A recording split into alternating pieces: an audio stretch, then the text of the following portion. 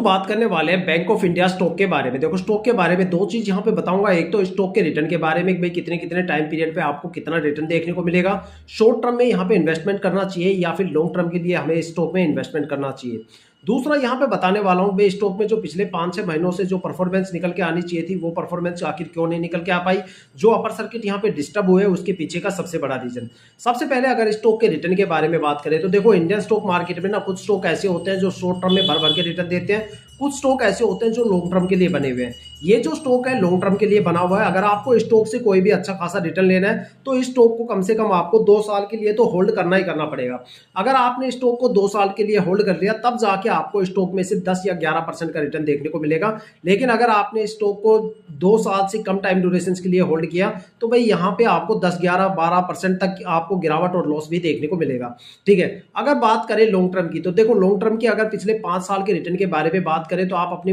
जो brokerage application है उस पर भी आप चेक कर सकते हो या कोई भी फाइनेंशियल वेबसाइट जैसे मनी कंट्रोल जैसी वेबसाइट है उस पर भी आप इसके पिछले 5 साल के रिटर्न चेक कर सकते हो। अगर पिछले 5 साल के रिटर्न की बात करें तो स्टॉक ने पिछले 5 साल में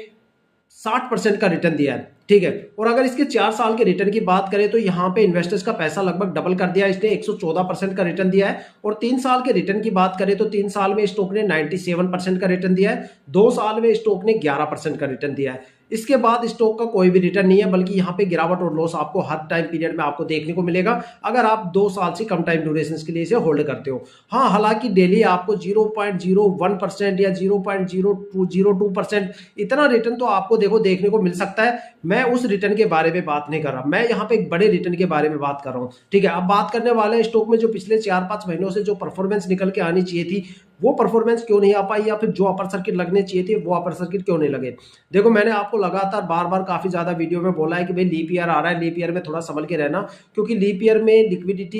लीप ईयर में क्या होता है मार्केट में सबसे ज्यादा गिरावट और क्रैश आपको देखने को मिलता है। और लीप ईयर जो होता है वो इंडियन स्टॉक मार्केट के लिए काफी ज्यादा खास होता है, क्योंकि Indian stock market leap year में अपनी लिक्विडिटी को हैंडल करता है, महंगाई दर को हैंडल करता है, सारे स्टॉक प्राइस रेंज में फंस जाते हैं। जिन स्टॉक में लिक्विडिटी सबसे ज्यादा होती है वो गिरावट के सबसे ज्यादा शिकार होते हैं, जिस स्टॉक में लिक्विडिटी ना के बराबर या कम होती है हालांकि वहां पे गिरावट तो नहीं होती है लेकिन कोई खास पॉजिटिव मोमेंटम भी आपको देखने को नहीं मिलता। ठीक है, और इस बार तो कॉन्सिक्वेंस ये लगा लो कि भाई यूरोप के हालात काफी ज्यादा खराब थे, वहां पे जियोपॉलिटिकल टेंशन चल रही थी जिसके चलते एशियन स्टॉक मार्केट पे बुरा इंपैक्ट पड़ा। साथ में अगस्त और सितंबर में इंडियन स्टॉक मार्केट में भी 2 सबसे बड़े क्रैश देखने को मिले। जैसे तैसे करके मार्केट अक्टूबर में अपने आप को रिकवर करती है तो वहां पे अपर सर्किट लग जाते हैं, सेंसेक्स सबसे हायर वैल्यू को टच करता है, लेकिन क्वार्टरली रिजल्ट की वजह से अपर सर्किट डिस्टर्ब हो जाते हैं, एफआईआई काफी बड़े लेवल पे बिकवाली कर देती है। हालांकि स्टॉक में 25 दिसंबर तक एक रिकवरी प्रोसेस चल रहा है, उसके बाद ये स्टॉक मार्केट में